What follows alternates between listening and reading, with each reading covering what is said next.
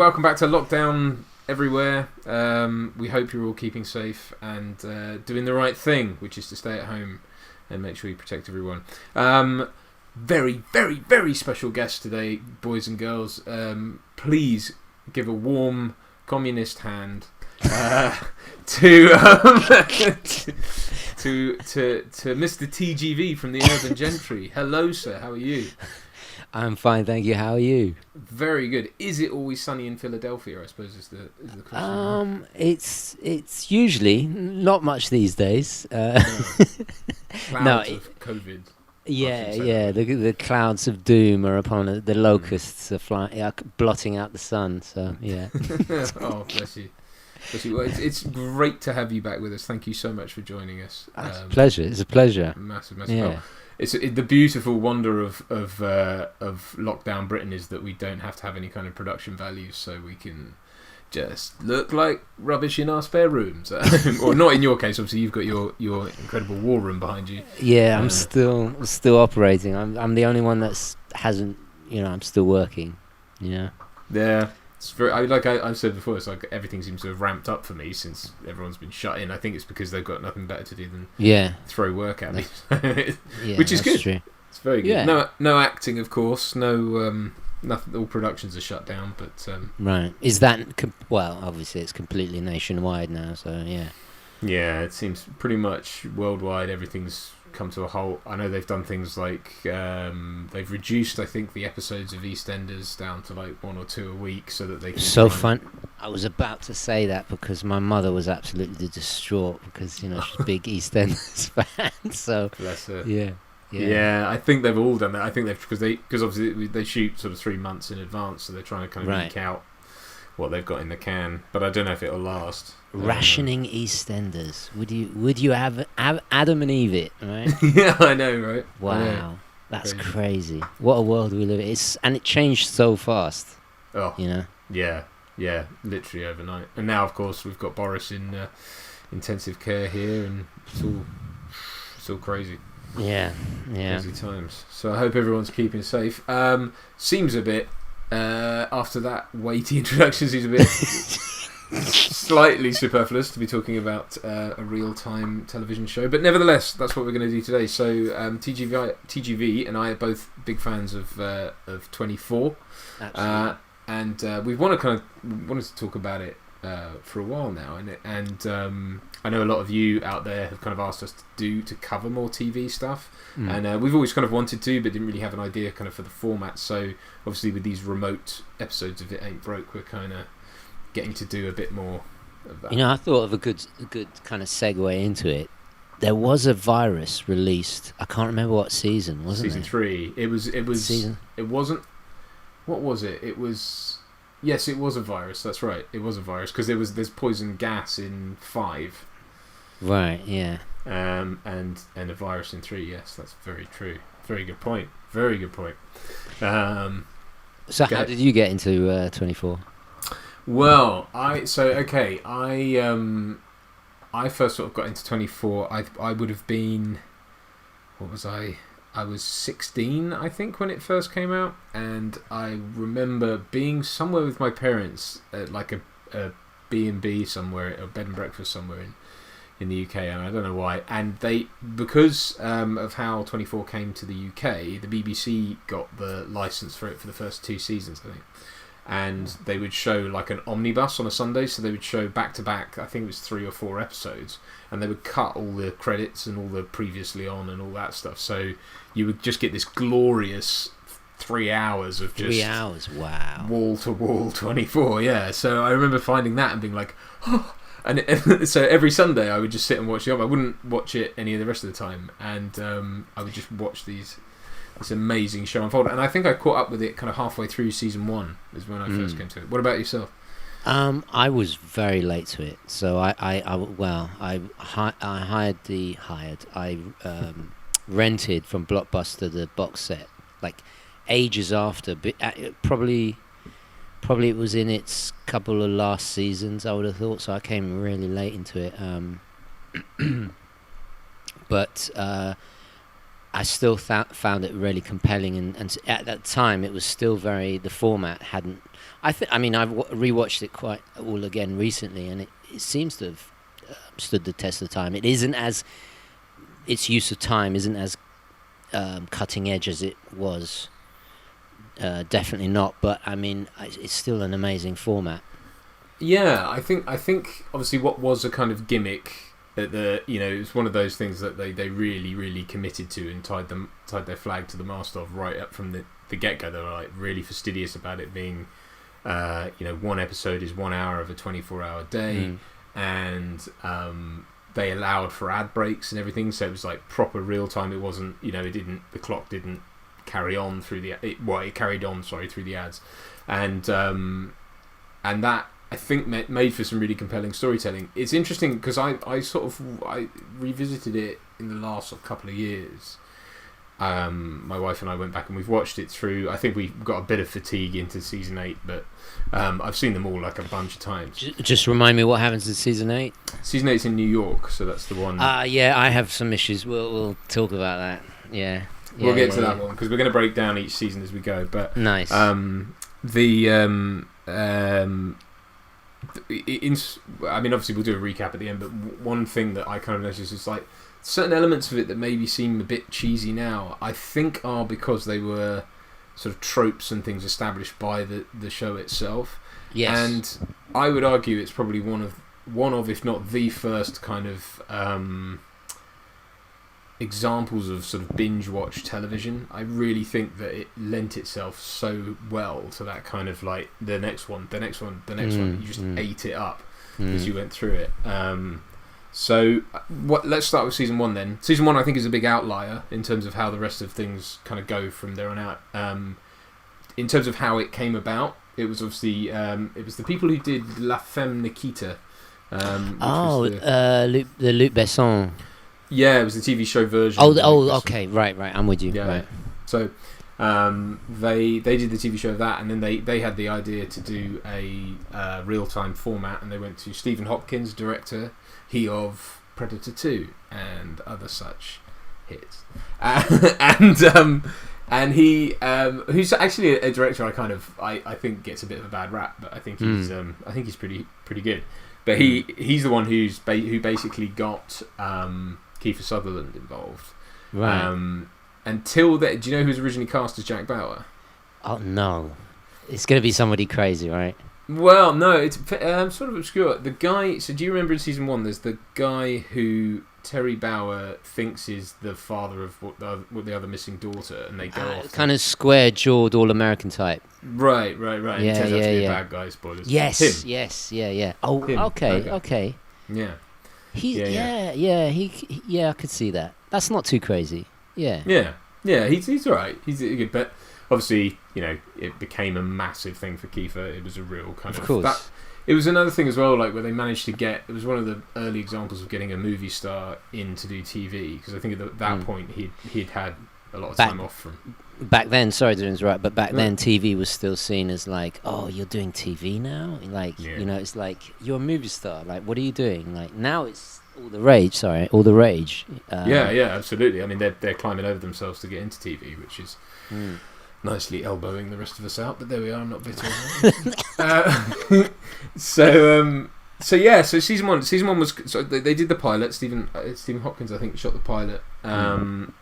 Went down well. They commissioned 13 episodes and went from there. And I think it's up until, I want to say it was season 3 or 4 were the first seasons to, I think it's 4 was the first one to actually get commissioned end to end. So up until that point they were all written, which is why you get, especially in the first season, you've got that kind of arc that goes up sort of 12 episodes, like gets into the middle of the day or the middle of the season basically, and seems to end. Like he gets his wife and daughter back, and then they have to get re-kidnapped because they got commissioned for another 12 episodes. So because they didn't know if they were going to have to wrap it up within 12 hours.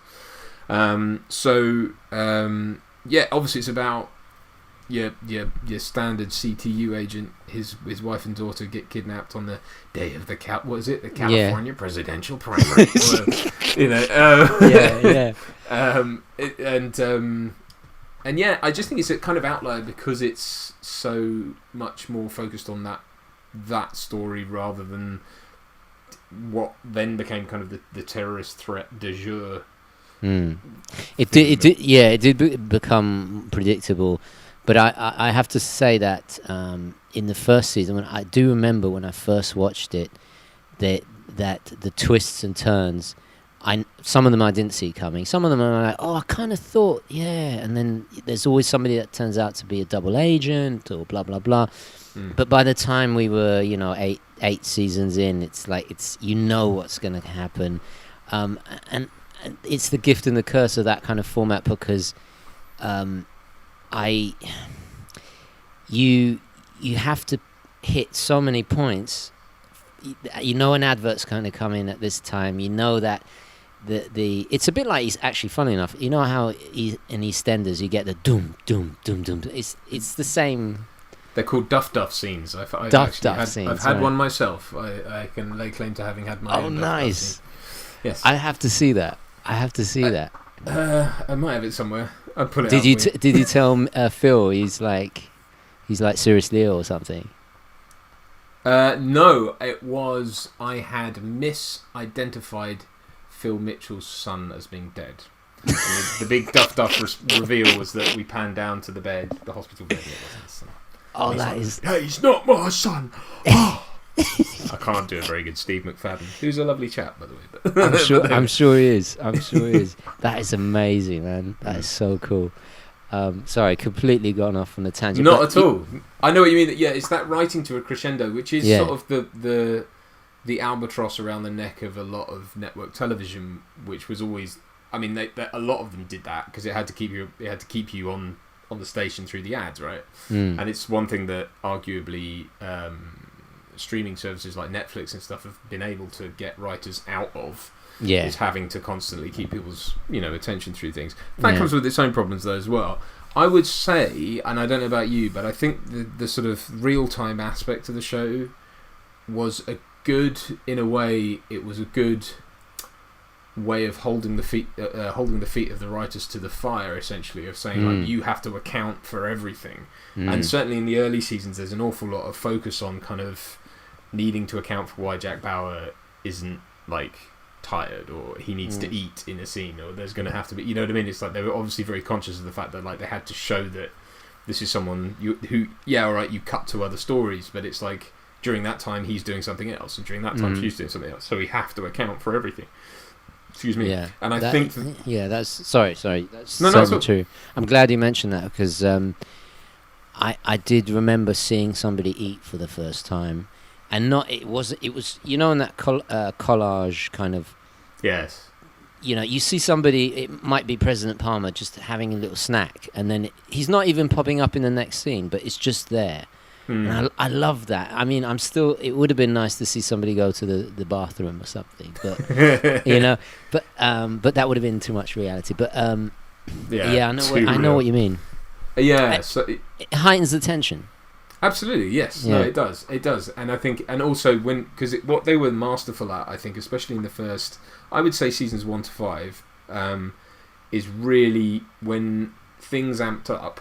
The stakes were so palpable in what was going on, and I think season 1's very good because off the bat these are new characters, and so we have to realise that the stakes are quite high, and kidnap wife and daughter, that's perfect. I think that I like that they dropped that going on after that, but let's just round off season 1 then. Okay, what are your thoughts of that? I think I would argue in the pantheon of great 24 episodes, that season finale of series 1 has to be way up there when Jack loses it and just goes into the docks. Right.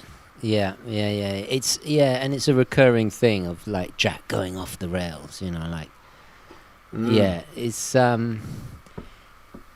in fact, actually, it kind of ties in nicely with something I wanted to mention about his character, is that he's probably the most tortured, who has had more punishment, and even though I thought the last season, the way he kind of he disappears in the same way, he kind of just leaves in the same way. We'll get to that. It's almost like a cyclical thing that but it's he's very good at. You feel for Jack, even when he's doing like the worst things manageable. I can't speak now. Sorry. Imaginable. Yes. Yeah, that word. Yeah.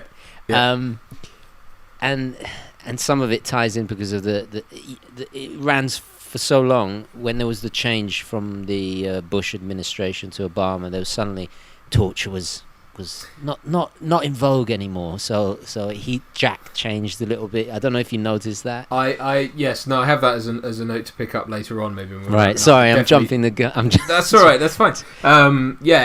Torture that's something that dogged the show. I think it was from about season 4 onwards. Yeah. But we'll get to that. We will cover that off because you're right. Yeah, sorry. No, not at all. Because season 7 obviously then becomes about. Well, it opens with him in a hearing about all that stuff. What did you think of Dennis Hopper as the villain in 1? I was going to bring that up. Yeah, Dennis Hopper is an amazing get, obviously, for it. He's not revealed until late, the right? last third. Yeah, the last few episodes. But you feel like he's been there the whole time. He's got the son was Cordell. Do you remember? Yes, yeah. Cordell. I do that to my wife every time. You know, when she asks me when lunch is ready. It's like, Cordell, you'd be useful seeing about my lunch, you know. Yeah, sorry, that's for those. Sorry. For those watching, that's a deep cut to when we did the commentary on Hannibal, right? So there you go. Yeah. Sorry, what were you gonna say? No, I was not to talk about the series Hannibal, but that is one thing they carried over. Weirdly, was Gary Oldman's Mason Verger, albeit not played by Gary Oldman, but the makeup was exactly the same, and even did the voice, which was weird. Right. Because obviously the rest of it's completely recast and very different, but for some reason they were just like, nah, it's got to be that version. Yeah. There's an advert that comes on the radio every now and again for a law firm called Cordell. Cordell. And I'm like, Cordell. Yeah. Every time, and no one knows why I do it. Yeah. Nice. Anyway, nice. Cordell and Victor Drazen is the character's name, isn't it? Right. And Dennis Hopper, and he's sort of doing this sort of crunky Rush sort of Slavic accent or whatever, but somehow it works because it's Dennis Hopper. Yeah, it's Dennis Hopper. And it's just such a nicely, like, nothing feels sort of lazily put in. There's very little. I think in the best seasons of the show, there's very little shoe leather. There's very little wasted space. I think once we learned the rules as we went on, the writing rules, once they just slackened off slightly, you started to see the kind of, all right, here we go. Yeah, first 4 episodes are going to be like a movie. Then it's going to be for the next, disc, because we all watched it on DVD. And then, you know what I mean? So it's kind of like we got to it. But certainly season 1, I think, has a great catharsis. What do you think of the ending, very quickly, before we move on? Season 1, just remind me.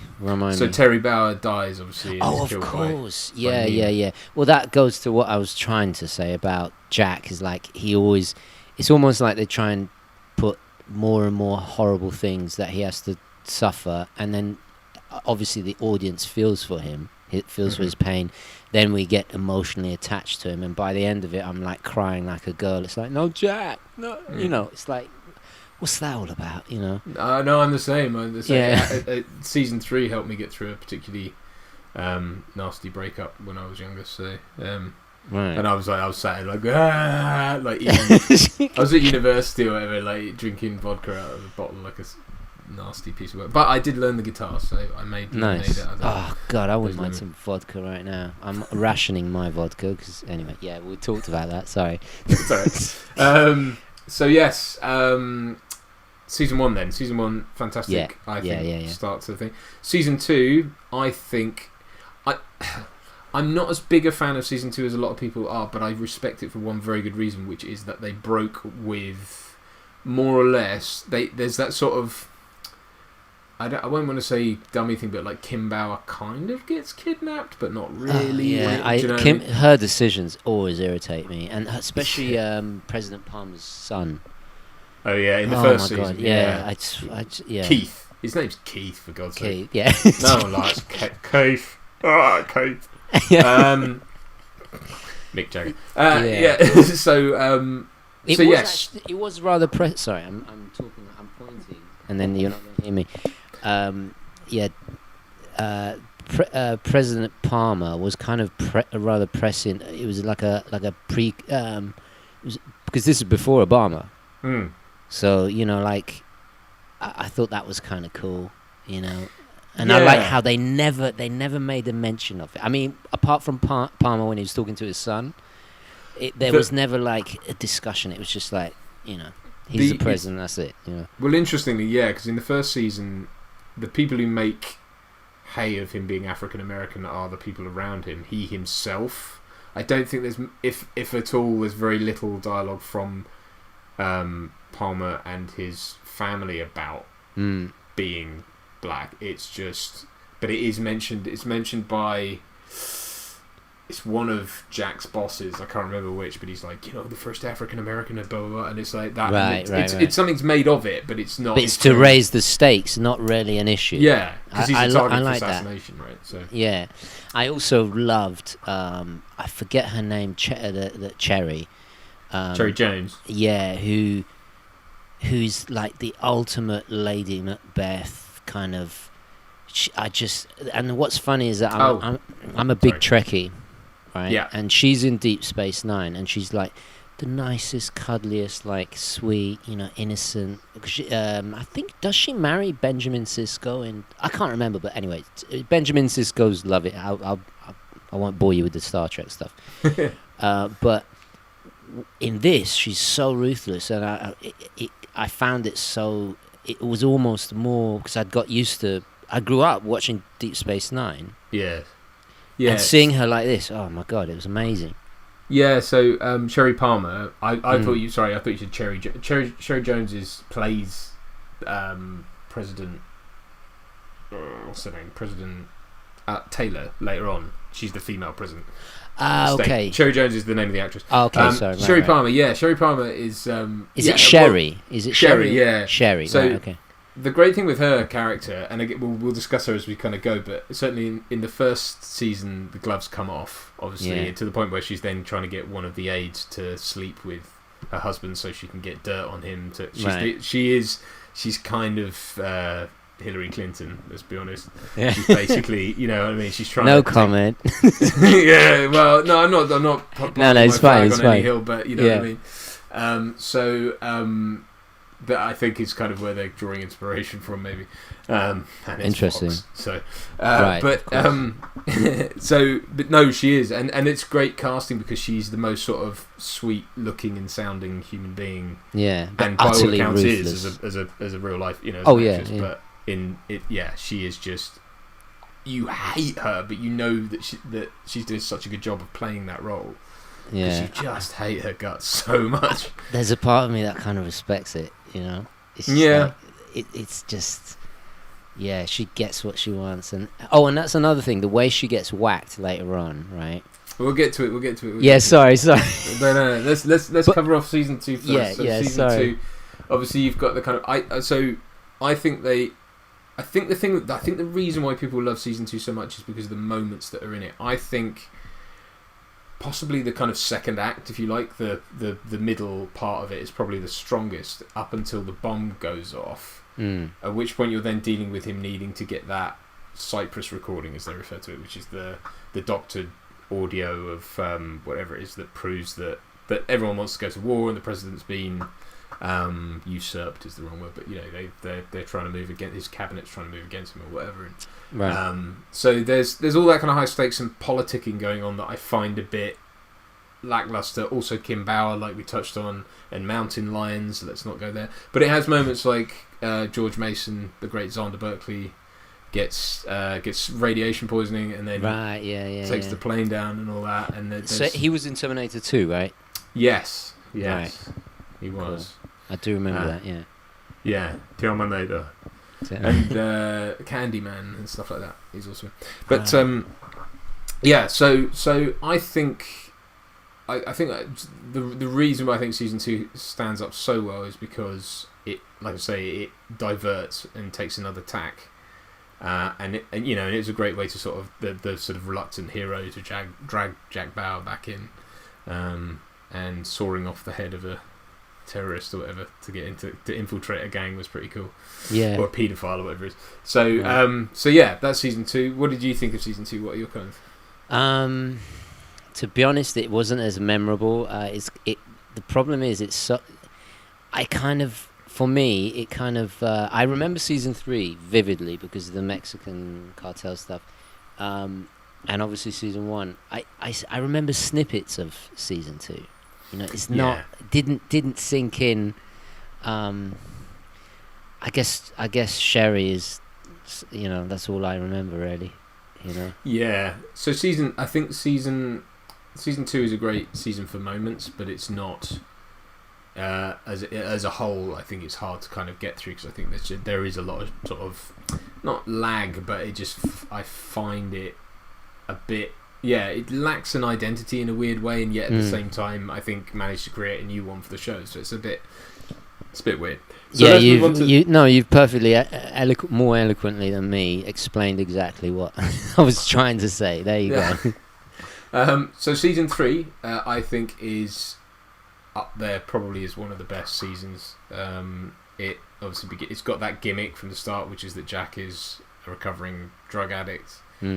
Which puts us in a great place to sort of understand where his head's at, which is that he is literally doing anything it takes to get the job done, including destroying himself. First season that we meet Chloe, who obviously becomes... Oh, yeah, Chloe. Yeah. God, yeah. And, what was the white-haired boss called that they did their little team later on? Was he in there yet? Do you remember? Nice guy. Bill Buchanan. Buchanan, that's it. There you go. Yeah. He's not. No, season 4 he comes along. Season 4, right? Maybe 3. But yes. So, yeah, season 3 all about the virus. Much clearer, I think, as a season, and not. Though it sort of has tropes of the terrorist, like stopping the terrorist story. It's not. I don't feel it's like encumbered by that because it's about Stephen Saunders. He's the main bad guy.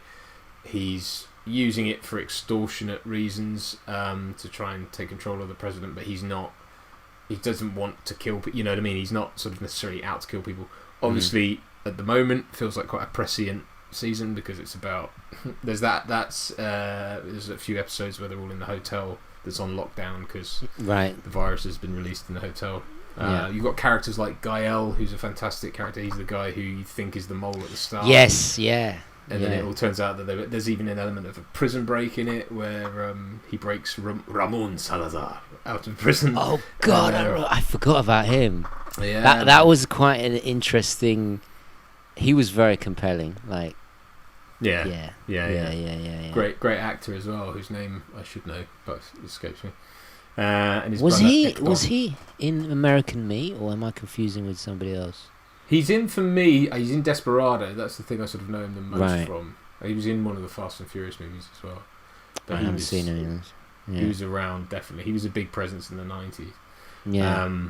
So he's a bit like all the New York Italians that just always play wise guys because that's just how they are. And he's like the perfect cartel boss. It's just absolutely perfect. Yeah, definitely. Yeah. So you've got some really nice sort of B plots in there. You've got Jack with a partner for the first time. Oh yeah. Chase. I think she's actually Italian American. She was in The Sopranos, and I like how it hinted at that. It wasn't. It was already suggested. It was like there, wasn't. I don't mean her. I mean. Oh no. Chase. He's got a partner, as in like he's working with a partner, not. Oh right. Yeah, he annoyed me. It was like wannabe Jack, Yeah, which I guess. I think the problem with him is he was always one step behind Jack because obviously Jack was running this undercover op and he wasn't telling his partner, and so but he did cut his arm off, didn't he? He did. I mean, that is one of the harshest endings. Yeah. He kind of redeemed. He was redeemed in my eyes. Just like he's all right. And then literally Jack having to like axe his arm off. Yeah. And then you've got obviously stuff with Tony and Michelle and him. Oh my God, Tony Almeida. When was he introduced? First season, he's there from the get-go. He's there from the get. The way he speaks, like he has this very like everything's like this, like yeah. Come on, Jack. Come on. Yeah. What do you say, Jack? Is that? It's just it's a sort of it's a technique. Let's put it that way. Yeah, and then so Nina was in it from the beginning as well, right? Yeah, she dies in season 3. Obviously, Jack. She dies, but then she comes back, right? Jack guns her down, and that see. Okay, let's plant the seeds. I think this plants the seeds of Jack being unsympathetic, and I'll cover this off as we go. But that moment when he kills Nina, he does it because he can get away with it. It's a character choice that I don't like, but I sort of like in the context of making him human. But it makes him less sympathetic because he can get away with it. He's in a room. There's no witnesses. He covers off the camera, and he just like guns her down. It's like. She goes like, Anyway, it's cold and I understand it and it's sympathetic, but at the same time, it's like that's not it's not a virtuous choice, and it's difficult then for everyone to root for him. But I think he's redeemed, but it's the first. I kind of do like the way that some people just get because in life, not that this is anywhere near reality, but. People tend to just like they get whacked and that's it. Boom, they're gone. There's no like romance. There's no I did like that, and they use this several times. Characters that you thought were just gonna be there and then they're gone, and that I think it has a double. It has an emotional impact as well, but also it's more. It feels. I'm about to make a true romance. It feels deluded. A true romance when Galdolfini is telling about killing people to Alabama. Well, he said, "Yeah." First time I felt sick. The second time it was okay. The third time it felt deluded. It's like but that's because it's the same thing. It's like the grittiness, like the nothingness of life, like people gone. That's it. Yeah, that has to be present. I think for the stakes to work in something like this, and it definitely is. And you're right. It's it became lent into a bit as a crutch, I think, as they went along. But it was still valid. It's still really important to be there. Because and like you say, it's about showing that these stakes are real. And season 3 is great for that as well, because you've got things like the virus. A virus is a great story device, like not to make light of viruses right now, but it's invisible. There's a few characters who get sort of hit in the face with it, and we know they're going to get sick, but otherwise it's just in the air, and there's an immunity in certain people, which is a great story device as well, because then we don't know who's gonna, and then Michelle's in there, and oh my god, and blah blah blah. So it's it's a great series. Sorry, a great season. That one. Yeah, and I'm totally with you. So season 4 then. Season 4, Habib Marwan. The first sort of season, I think, where they kind of get accused of not out and out Islamophobia, but in it's because I don't think Habib Marwan is necessarily a Muslim. I mean, he is, and he's working for a terrorist cell that is Islamic in nature. But I suppose he is. We have to say that he is. But the first sort of instances in season 2, that's a nuke that they're trying to set off and all that kind of thing. That feels very much like a response to 9/11, which happened right at the start of shooting of season 1. So it's kind of like that. There's an element of that I think they probably felt compelled that they had to put in. This season, though, obviously starts with the family. I love that. Amazing. Yeah. The actress, incredible. Yeah, aren't they all South American actors? Yes, they're like. I'm pretty sure the father's Latino. I think she is Middle Eastern, but obviously I could be wrong. I know her from more recently in The Expanse, which is this kind of sci-fi show that the incredible voice. She's Turkish, that's right. She's Turkish. Turkish, right? There you go. Yeah, I think so. But and Beruz, I was, she's got the deepest voice. She's incredible. She's a wonderful Yeah. actress as well. She was in things like X-Men 3, The Last Stand. I don't know why that voice, but It's there we the are. eyes. It's the eyes as well. It's like so Yes. intense eyes. Like, yeah.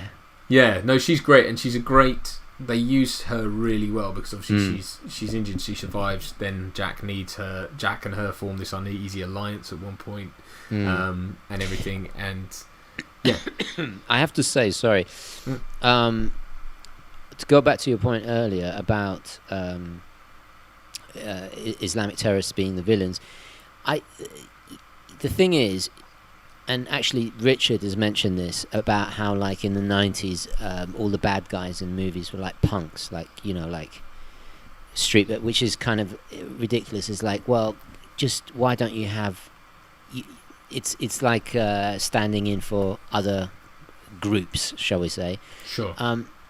I think it would have been a mistake not to have a season where, like, let's just be honest about it, you know. And of course, it's going to have attract criticism. But there was it this season? There was an imam that was kind of started off by hating Jack, and then they kind of, you know, had a brief little friendship there, and kind of, you know.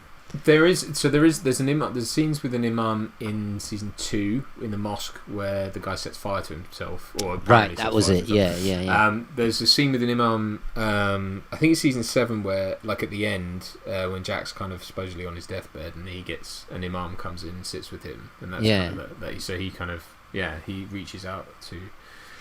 I mean, that happens throughout. Yeah. Because that's the sort of the great figurehead for someone like Jack to come up against, and sort of and kind of represents the sort of spirituality that maybe Jack doesn't want to confront, but then ultimately when he, you know, it looks like he's going to die or might die, you know, that's who he turns to. So yeah, and I think you're right. I think it would have been cloth-eared at the time not to. Yeah. In a show like that, not to address things like that. It was, you know, with the benefit of hindsight, it's very easy to point the finger at things like that. I think actually they were very clear, and I know Kiefer Sutherland even said this himself. You know, they were very clear to not that they were, the enemy was the extremists and not all of any group. You know, it was never that, and it was very clear. It was very clear in the show, and I think a lot of the criticism, the ire that it drew over the years, was misplaced, and it was non-contextual. I think a lot of people saw scenes out of context and would go nuts. It very much sort of Mary Whitehouse type, you know. I was about to say that. You know, and it does tie back to that sort of thing, because I think you're right. In the 90s, it was the anti-establishment stuff that people saw as the enemy, and then you know, as we moved on, it was Islamic terrorism. It was the Russians before that because of the Cold War. Now it's, who knows? I think we're a bit lost for who to. Well, I think the Nazis have had a bit of a comeback with Man in the High Castle and Hunters. It's like, well, we've run out of villains. Let's just bring them back. You know. That's true, and actually, you're right. And it's funny. We started watching Man in the High Castle and stuff like that, and it's like there's a real relish with which there was another show where they did the similar thing, where it was like the Nazis are still here secretly, and it was like, that's just because you want it feels almost, obviously this is going to sound, the Nazis are a thing, I don't get me wrong, I'm not in denial about that, but it's like that thing of, like, if you put them in a show or in a film, there's something obviously so irredeemable about someone like that it was on Amazon Prime, it was that the Hunters. Hunters, yeah. Have you watched that? Watched some of it, some of it. I kind of lost track of it, to be honest. Sort of 3 or 4 episodes in, because it did feel like Punch a Nazi. It's a strange show. Yeah. 1 minute it's heart-rendering. Next it's like this comedic. It's just a bizarre. Anyway, sorry, we're totally. We're totally not talking. Well, it's important to sort of talk about, I think, the context of these things as they've gone. Because 24 really did fall into that. Like, it was right post 9/11. Obviously, America was facing this existential crisis, and I think Jack Bauer kind of became. I won't say he was the kind of avatar for America, but I think there was a certain amount of he had the world on his shoulders, and I think and it goes to what you were saying about earlier about the fact that, like, death was very real to people all of a sudden. It was very like the world can turn upside down, as it has again recently. You just don't know. And I think the fragility of and the safeness of society was obviously put to the test. And so something like 24 had to kind of come in and represent that, I think, for people at the time. Very well said. Very well said. Yeah. And I think, again, in hindsight, you could say, there was wish fulfillment going on there. There was a bit of, America, in Jack Bauer kind of torturing terrorists and stuff. You could say that there was a bit of... slight kind of snuff kind of like... maybe. But he certainly it's a bit got... like... Come on, let's be honest, like... You want to... It's like the Gladiators. You want to see some Christians being fed to lions. I mean, who doesn't? Right? I mean, it's just, I think so. He certainly got his own though as well. He got his at times as well. So I should just point out any Christians that I don't advocate feeding them to lions. That's not what I'm saying. No, of course. But yes, so season 4, I think is one of the unsung gems. Actually, I think 3, 4, and 5, and we'll obviously come on to 5, are so strong in terms of that sort of trilogy. Yeah, they kind of went through, very different from each other, and yet all three of them clip along really well. They really, keep you engaged. And 4 is very well done. It's one of the first ones where there isn't that kind of changeover mid-season, so it's not like, and the real bad guys are these guys. It's not that. Yeah. It's like all the way through he's trying to find Arnold Vosloo. He's amazing. He really is. Like, he's a great villain. What's that film with Van Damme that he's in? Hard Target. Right, yeah. Yeah. Randall. Yeah. Yeah. Yeah, he's fantastic. Yes, and he's a great villain in this. Again, he's from South Africa, but he's playing Habib Marwan. He can play anything. He could play anything, as long as it's a bad guy. Yeah.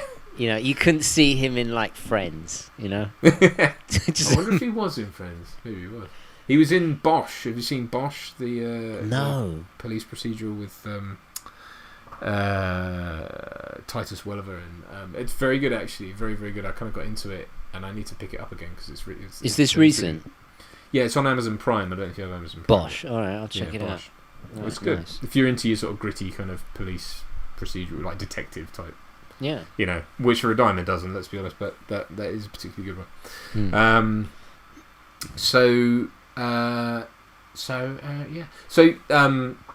Great season. At the first time we have this issue with Jack breaking, he flaunts the law, breaks into the Chinese consulate, starts really doing, what needs to be done, quote unquote, and breaking through red tape. This is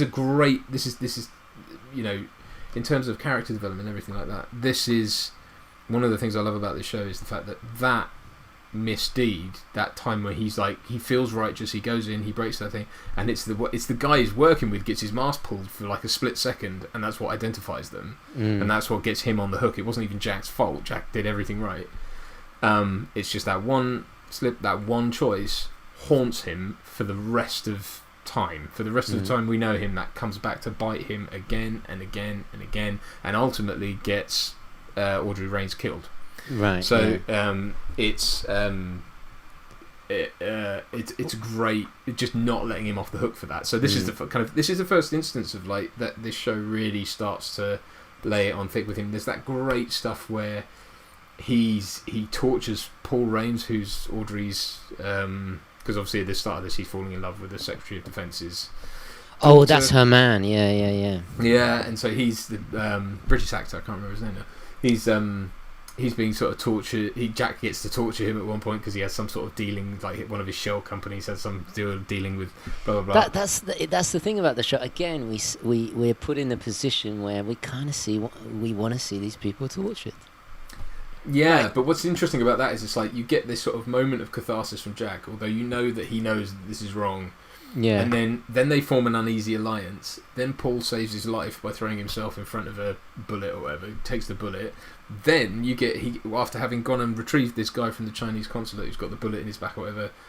Basically, he has to make the doctors work on the Chinese guy because the Chinese guy has the info that they need or whatever, and they have to stop working on Paul. And it's like, then Paul dies, and it's like there's that amazing scene where Kim Rayner, who plays Audrey, just literally rails off at him, and it's just like, I hate you, she's like slapping him, and Kiefer Sutherland just does this amazing, like literally just takes it and doesn't know what. Can you imagine being what? That is one of the most amazing bits of drama, I think, in what is a crazy TV show about, shooting terrorists. I mean, I have to agree. I'm really glad you because it's just as vivid in my memory as well.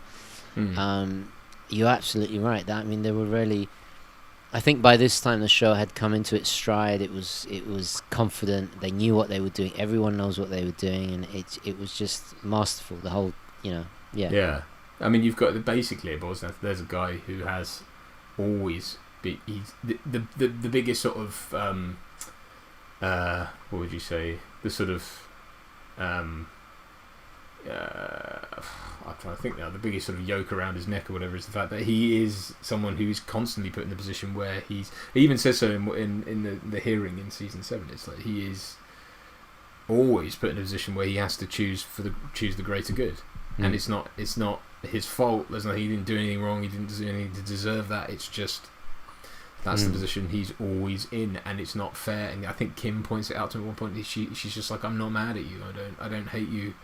But I just can't be around you because it's not your fault. It's just that you're always, death just follows you everywhere, and it's so season 4 is fantastic. It ends. How does it end? I forget now. It ends with him getting so they that's right, because this is the introduction of Charles Logan, isn't it? Of course. Oh, amazing! Oh God. So he's Gregory Aitzin, fantastic actor. Who's someone who I always thought should play Nixon because he looks. Yes, absolutely. Well, yeah, he's. There's no doubt that there was Nixon was an inspiration for this character. But just when you thought, I'm glad they introduced him because you've kind of seen all the bad guys now. Like these tough kind of evil tough guys, and then there comes this. Kind of, he's a bit like a Iago. He's like the slithering, kind of scheming, spineless. Just but I kind of like him. Like, what's wrong with me? Like, Yeah, he's the kind of he's like Mosca from Valpone. If any of you've read that by Ben Jonson, but basically he starts off as that, which is a kind of. No, he's not actually. That's a bad analogy. He has that veneer of like.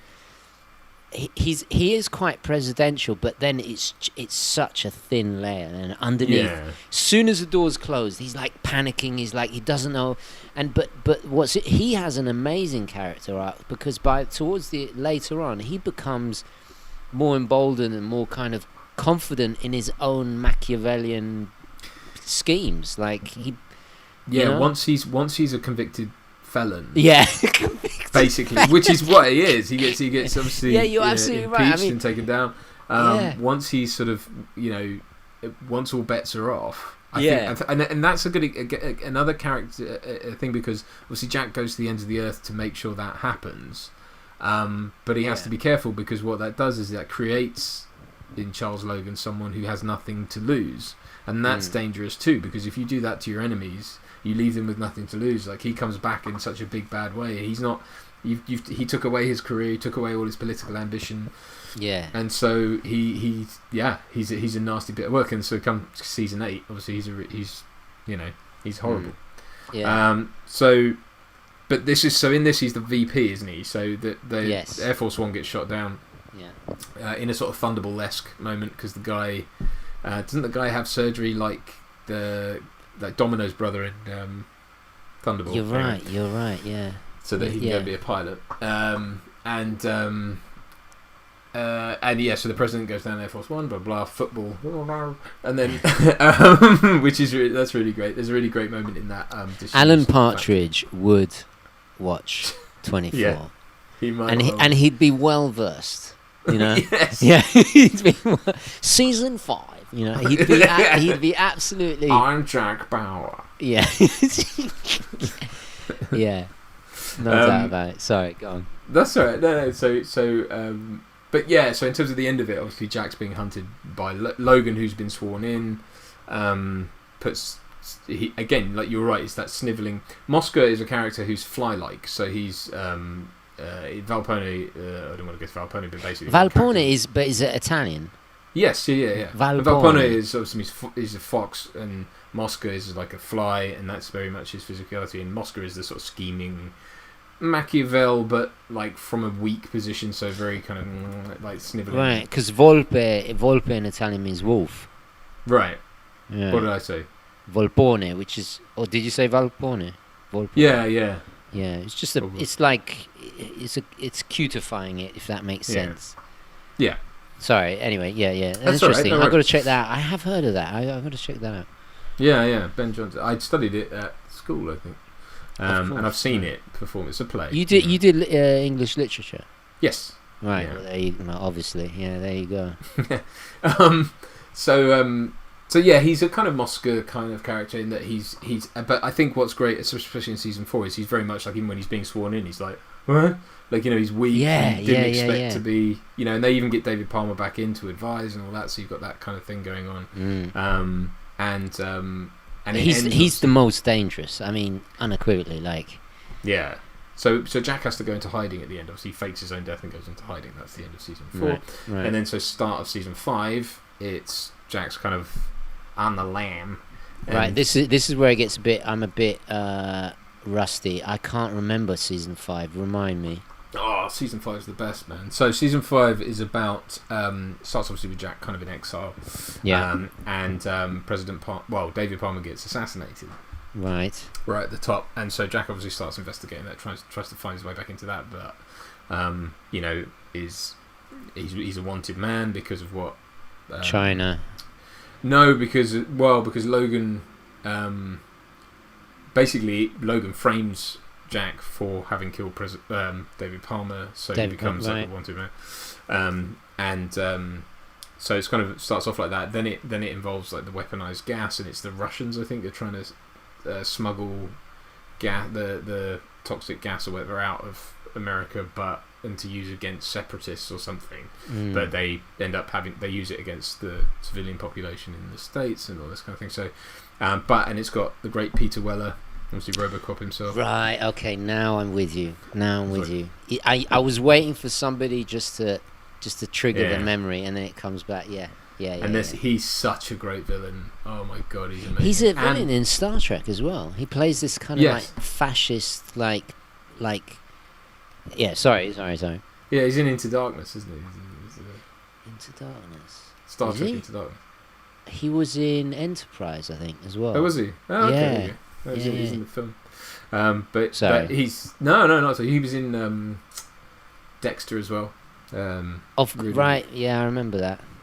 He should have played more. He's played plenty of villains, but he's really good at it. There's actually now I'm gonna see if I get this right. I know there's at least 1, 2. I think there's 4 people from RoboCop are in 24. There's Ray. What's his name? Ray Wise, who is one of the president's aides, I think, in the second. But he's the guy who RoboCop shoots in the. Oh no, sorry. Who drops all the. He's one of Clarence Bodiger's goons, basically. Right. In the thing. Yes. Yeah. Bald head. No. He's the one with the kind of coiffed hair who drops all the stuff on RoboCop at the end, like from the crane. Right. Okay. Blown up. Anyway, and then you've got. Because I'm pretty sure Jack's brother was in. Jack's brother is. What's his name? Emil. The character in RoboCop, I think his name's Emil. He's the one who gets. You're going to disappoint Richard here. I know. No. Yeah, he's the one who gets covered in toxic waste. You've obviously got Peter Weller, and then the other one is Kurtwood Smith, Clarence Bodiger. Right. There you go. Yes. Ding ding ding. Nice. Points from me. And Tony Todd is also in 24 twice. A studio Sangala. Yeah. He's that guy, but he's also in season 3 as a detective who comes in and someone else. So it's weird. Wow. So anyway, season 5, sorry, is I think amazing. It's the one that kind of won all the Emmys and stuff like that. I mean, it really did clean up. It's got Julian Sands as the kind of supposedly Russian guy, although he's got an English accent. And he's the sort of main bad guy, if you like. Okay, I'm gonna have to look him up. As soon as I see him, I'll know it. Julian Sands. Julian Sands. And then you've got, what's his name from Lord of the Rings? Samwise Gamgee. What's his name? That's gonna bug me. I haven't seen that for ages. Donkey's years. Right, I'll look him up. What is his name? In looking him up, I'll probably. Sean Astin. Sean Astin. I don't need to go. Sean Astin. He was in the Goonies and stuff. So he dies in it. Obviously Edgar, Right. who we haven't really talked about, he dies. There's that great sort of section of episodes where they're all trapped in CTU because someone puts the gas into CTU. Right. And then everything's on lockdown, isn't it? So they've all got to, and the gas is mixed with an acid, so it eats through things. It's all like that. Again, is great storytelling. But just like with the virus, it's kind of like this invisible thing that you can't see. But it's almost like when you're a kid and you play this thing with like, no, you can't touch the floor because it's made of lava or whatever. Right. In the living room, it's that kind of thing. Like, don't go outside. It's like there's no production value involved because it's just air. That's you true. know, That's you know true. what I mean? Yeah. But it's it's great. It's really, really great. So you've got that, and then the big thing at the end of 5 is that Jack kind of goes all out, kidnaps Logan, manages to tries to extort a confession from him, but plants a bug on him, and then he confesses essentially to having had David Palmer kind of murdered, and then tried to cover it up and all this kind of thing. Right. And so he's exonerated for about 2 minutes, and then the Chinese And then the capture him, Chinese. Right. I'm Yeah. with you now. and he's hauled off to China. Nice.